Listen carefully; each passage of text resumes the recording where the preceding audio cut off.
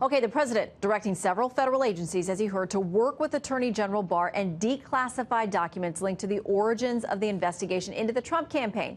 You're going to hear from House Intelligence Republican, the top-ranking Republican on that committee, Devin Nunes, in just a few minutes. You'll get his reaction. But first, let's debate with Chris Hahn from the Aggressive Progressive podcast and Fox News contributor Ari Fleischer. Great to have both of you with us tonight, gentlemen. Great to be here.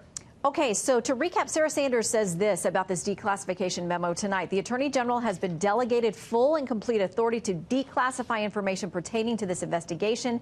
Today's action will help ensure that all Americans learn the truth about the events that occurred and the actions that were taken. Chris, isn't that what, regardless of party, everybody should want?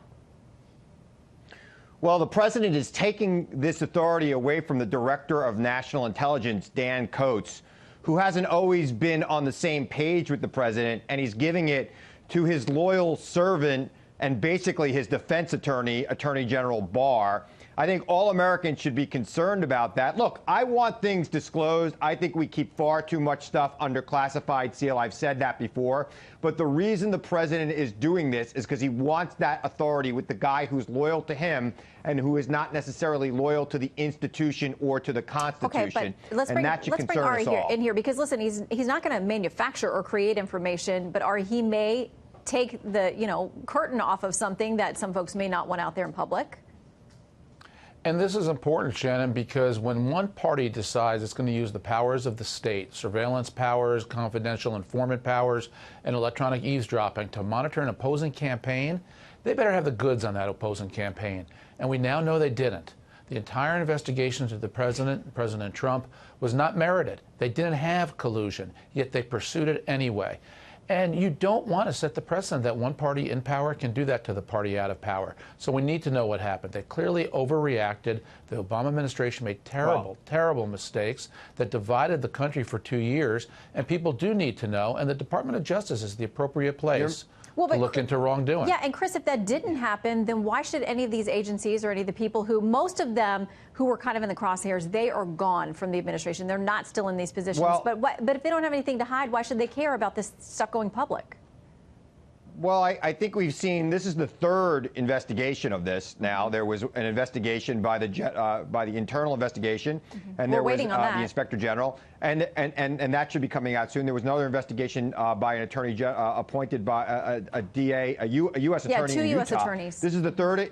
This is the third investigation into this, and I'm fine with investigating things and finding the truth. But Ari made an A to C jump here, which is to say that there was some sort of political involvement here, which we have no evidence of whatsoever, other than the president of the United States saying that that's what happened. What was going on was law enforcement was following leads. What we understand is that they were getting FISA warrants done properly. And Ari, you're making a very big jump here to say that this was politically motivated. But that's the thing. If we see this, that. Then people can make a decision for themselves. And if there was no political motivation, I think that will be very reassuring to a lot of Americans that you don't have to worry about these people in high positions, and that we should, Shannon, be happy about that. Well, then we should keep it away from political people like the Attorney General. But again, if he is exposing information, not manufacturing and saying things that weren't said, but if he is putting things out there that actually happened, that's not manufacturing, that's exposing.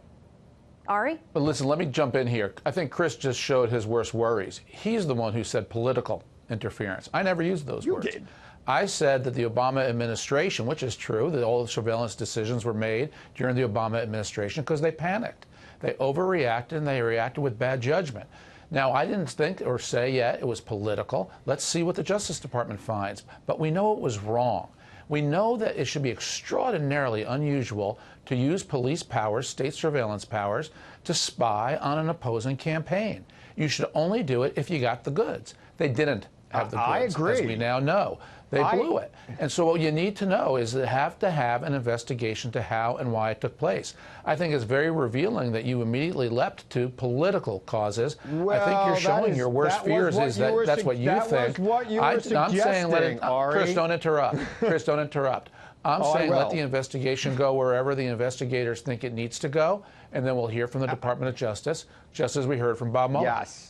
Yeah, I mean, we hear a lot about how sunshine is going to be the best disinfectant, and I think everybody agrees they want to know. And if there was no one at fault, that's good. We need to know that too, Chris. That's right. I agree, and the DOJ does have an intense investigation going on right now in the Inspector General's office, but the president's not satisfied with that because it might be too independent. He's also not satisfied with his own DNI being the one who declassifies, which Ari knows, having worked in the White House, is usually the way intelligence information is declassified. In fact, the DNI often blocks justice from releasing classified information because it might reveal an asset that is too important, more important than any criminal charges that the my understanding of this memo, you know this having worked in the White House. My understanding of this memo, which is rather brief, it says, listen, in accordance with the restrictions that you would have, you're not just going to go dump files full of classified information out there. I think this is going to be a much longer, much more patience-inducing process than a lot of people think. So I think we should all cool our jets for a little bit and just wait to see.